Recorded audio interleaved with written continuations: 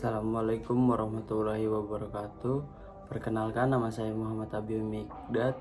NPM saya 23411035. Di sini saya akan menjelaskan tentang memahami pasar dan keseimbangan. Keseimbangan pasar.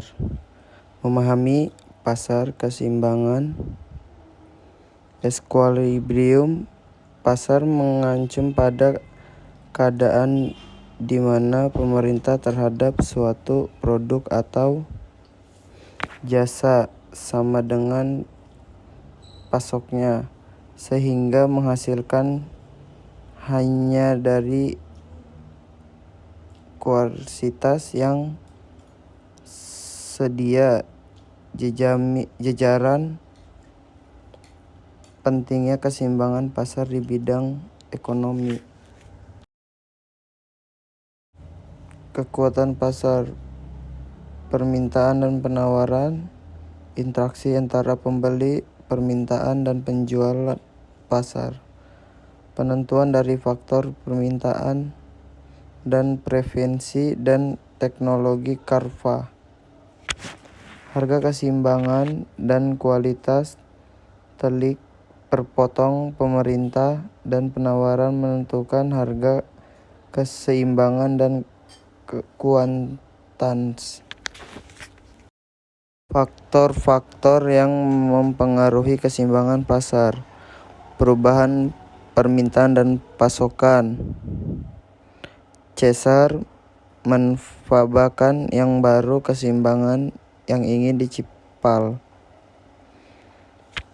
Pergeseran pemerintah dan kurva penawaran. Faktor seperti populasi, pertumbuhan, perubahan preferensi konsumen dan teknologi kemajuan mempengaruhi pintas dan kurva penawaran.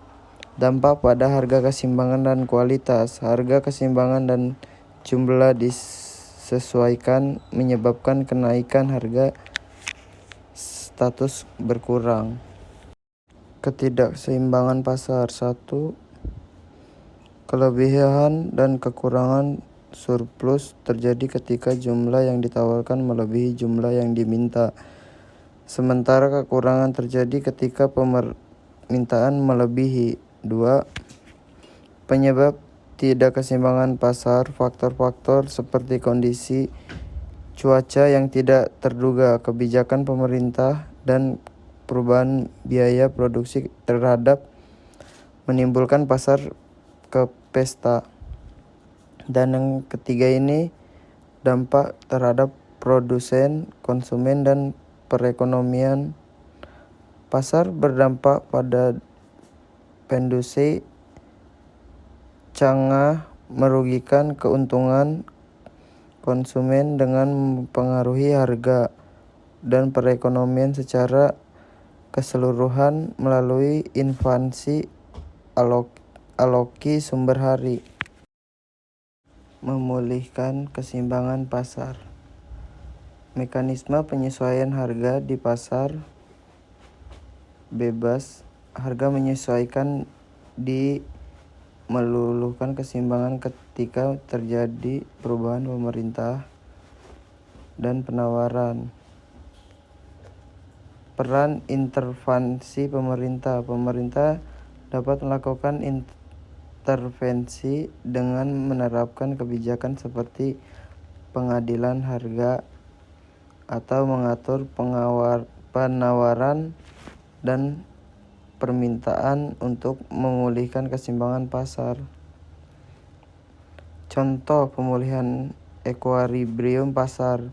Contoh historinya adalah pemerintah intervensi selama krisis ekonomi dan menyimbangkan persatuan di industri seperti layanan kesehatan atau energi. Dan ini yang terakhir, kesimpulan. Ringkasan poin-poin penting. Equilibrium pasar adalah keseimbangan antara pemerintah dan penawaran ditentukan oleh faktor-faktor yang mempengaruhi kedua belah pihak.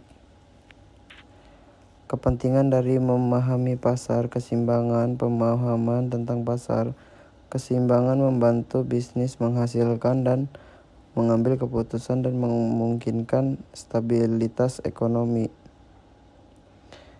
Catatan penutupan: keseimbangan pasar berfungsi sebagai landasan untuk alokasi sumber daya yang efisien dan mendorong perekonomian, pertumbuhan, dan stabilitas. Sekian dari saya, semoga bermanfaat. Wassalamualaikum warahmatullahi wabarakatuh.